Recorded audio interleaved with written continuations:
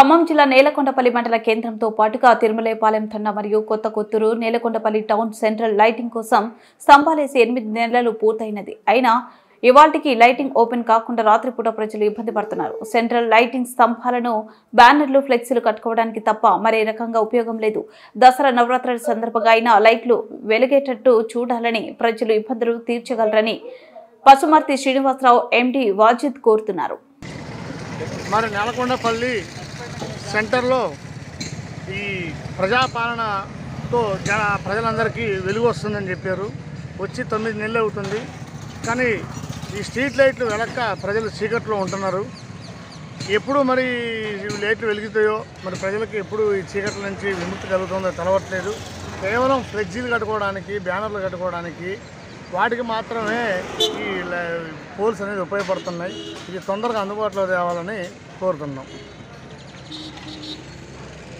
గత తెలంగాణ ప్రభుత్వం మంచి సదుద్దేశంతో కొండపల్లికి ఒక రూపురేఖలు తేవాలని ఇరుకుగా ఉన్న రోడ్లని వెడల్పు చేసే క్రమంలో డబుల్ రోడ్ చేయడం జరిగింది. దానికి అనుగుణంగానే సెంట్రల్ లైటింగ్ పెడితే కొండపల్లికి ఒక కళ వస్తుందని చెప్పి సెంట్రల్ లైటింగ్ శాంక్షన్ చేయడం జరిగింది గత ప్రభుత్వం. ఇప్పుడు వచ్చిన ప్రజాప్రభుత్వం ప్రజల గురించి చేస్తామని చెప్పి మాటలు వల్లించడం తప్ప చేతల్లో చూపించే ప్రసక్తి కనపడట్లేదు.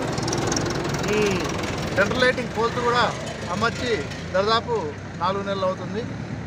రోడ్డు వరకు కంప్లీట్ అయ్యి కూడా సంవత్సరం అవుతుంది. దీన్ని ఇప్పటివరకు అమలు చేయట్లేదు. లైటింగ్ ఏమో కానీ ఉన్న లైట్లు కూడా పోయి చీకటి అయ్యే పరిస్థితి వచ్చింది. రాత్రి సమయంలో కొండపల్లిలో కుక్కల బెడద కూడా ఎక్కువగా ఉంది. ఈ లైట్లు ఉండటం మూలాన కొంచెం జనాలు బయట నుంచి వచ్చేపోయే వాళ్ళకి ఆ కుక్కలు కనపడి వాళ్ళు సేఫ్ సైడ్గా ఉండటం జరుగుతుంది.